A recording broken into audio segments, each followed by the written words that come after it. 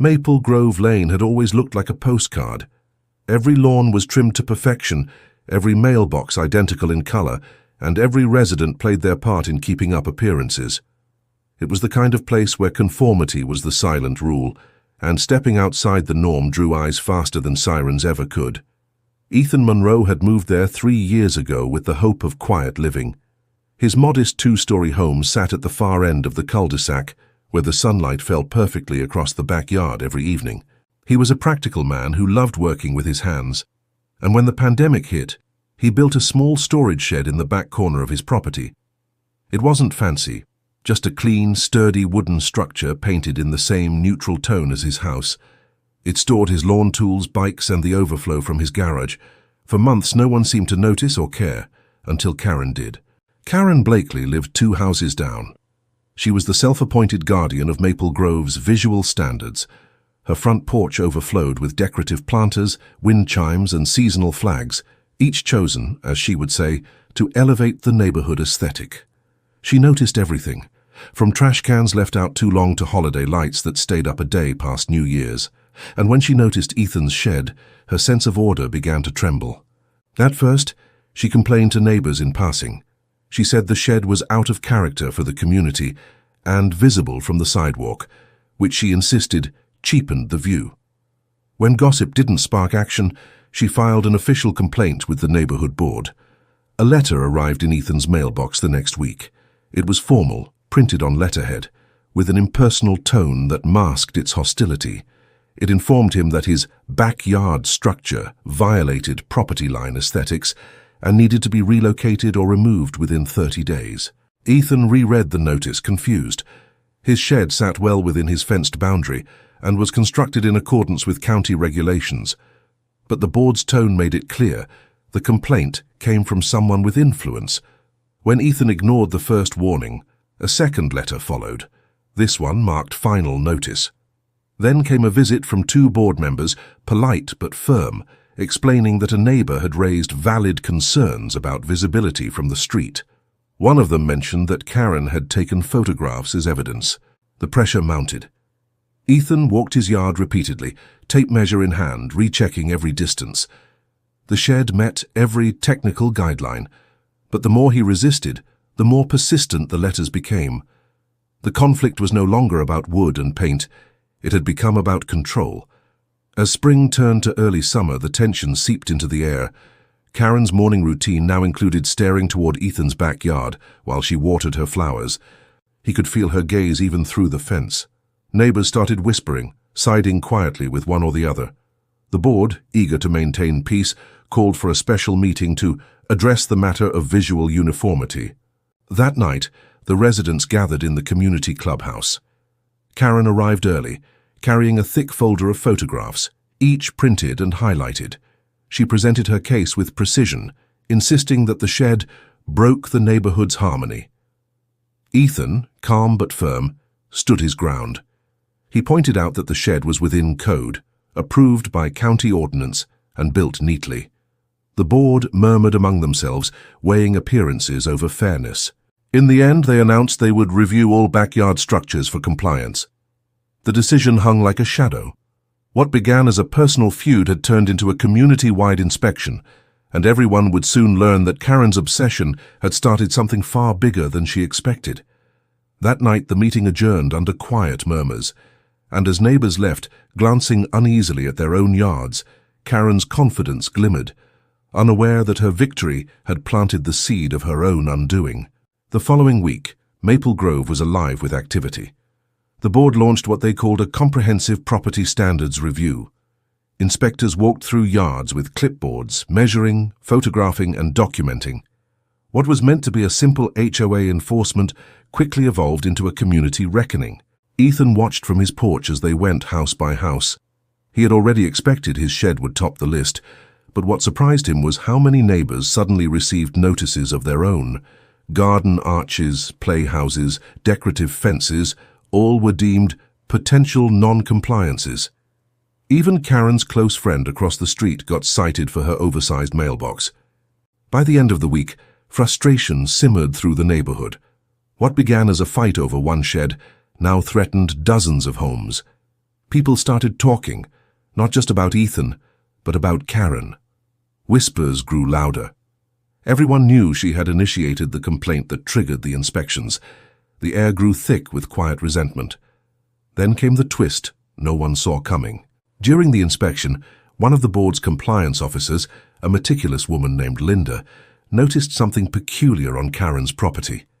Behind her perfectly groomed garden, half hidden by lattice panels and shrubs, stood a small structure. It was neatly painted, matching her house color, and used to store gardening supplies. A shed, nearly identical in size to Ethan's. At first, Linda thought nothing of it, but as part of the review, every structure had to be logged. Measurements were taken, distances noted. The findings were clear. Karen's shed was positioned closer to the property line than Ethan's, and slightly larger in volume. Worse, it was visible from the street through the side yard gate. The discovery sent quiet ripples through the board. They reconvened privately, reviewing their own regulations. The irony was undeniable. The same person who had demanded Ethan move his shed was now in violation herself, and according to the exact same section of community policy she had cited against him, her shed didn't qualify for exemption. When the board issued its next round of letters, the neighborhood buzzed. Ethan's shed, they concluded, met all guidelines and required no modification. But Karen's, the one she'd hidden behind her hydrangeas, was declared out of compliance and required immediate relocation or removal. The news spread like wildfire. Neighbors whispered as they walked their dogs, pretending not to look when Karen stepped outside. Her confident stride faltered. For the first time, she avoided eye contact. She called emergency meetings, argued for grandfather clauses, even accused the inspectors of bias. But the board had no choice. Their own credibility was on the line. The new inspection records were public, and enforcing the rule on one homeowner while exempting another would invite backlash. They had to treat everyone equally, including her. In one brutal letter marked Mandatory Correction Notice, Karen was ordered to move her shed within 30 days. The same time frame Ethan had once received. As the days passed, the neighborhood watched the spectacle unfold. Karen, once the symbol of authority, now faced the embarrassment she had inflicted on others. Trucks came and went, landscapers measured and planned. Her backyard, once immaculate, became a scene of dismantled wood and tools scattered in disarray. The sound of hammers echoed through Maple Grove, each strike a reminder of poetic justice. Ethan didn't gloat. He went about his days quietly, watching as balance slowly returned to the street. For the first time in months, his backyard felt peaceful again.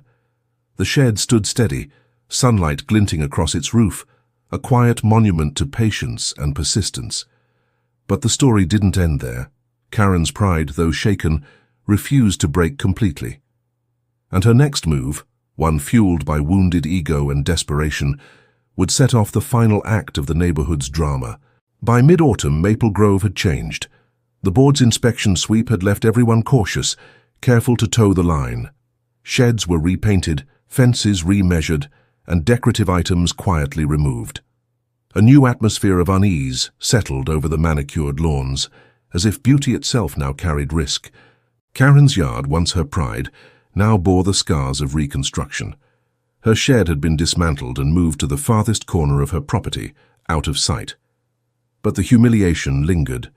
To her, the loss wasn't just about a structure, it was about authority, her control over the narrative of the neighborhood. She began attending every board meeting, questioning every decision, scrutinizing every vote. She flooded the board's inbox with suggestions about tightening rules to preserve order. But the residents, tired of constant policing, began to push back. Her voice, once commanding, now met quiet resistance. The balance of power had shifted. Meanwhile, Ethan's shed had become a quiet symbol of resilience. New residents who heard the story would nod in approval, seeing him as the one who stood his ground. Some even joked that his shed had liberated the neighborhood from unnecessary tyranny. What began as conflict had become a quiet revolution, one that reminded everyone that fairness mattered more than appearances. As months passed, Karen's energy waned. She spent long afternoons tending her flowers, but the vibrancy had left her yard. Her enthusiasm for enforcement had drained away. Neighbors she once chastised now passed her with polite nods, but no warmth. The isolation grew heavy. Then, unexpectedly, the neighborhood board announced new elections. The president, weary from months of tension, was stepping down. For the first time in years, every homeowner had a chance to vote for change. Campaign flyers appeared in mailboxes, not slick or political, but heartfelt. One name stood out among them, Ethan Monroe. He hadn't planned to run, but encouraged by neighbors who admired his calmness and reason, he agreed. His message was simple: fairness, balance, and the right to enjoy one's home without fear of harassment. The election turnout was higher than anyone expected. When the results were tallied, Ethan won by a comfortable margin. His first act as chair was symbolic, a motion to simplify property rules and end selective enforcement. The motion passed unanimously. Even Karen, though visibly bitter, abstained rather than oppose. That night, Maple Grove felt lighter. Neighbors laughed together at mailboxes again.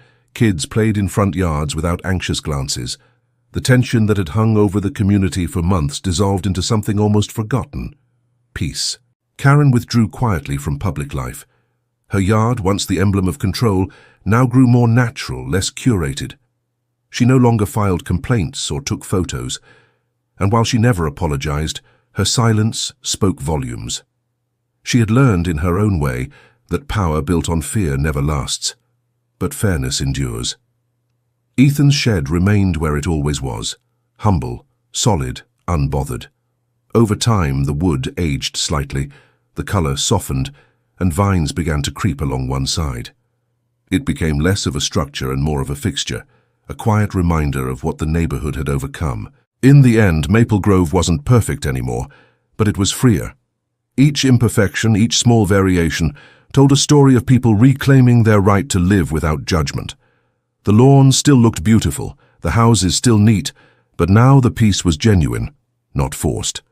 And in that quiet corner of the cul-de-sac, where sunlight fell across the grass and the air smelled faintly of cedar, Ethan often stood watching the shed he once fought for.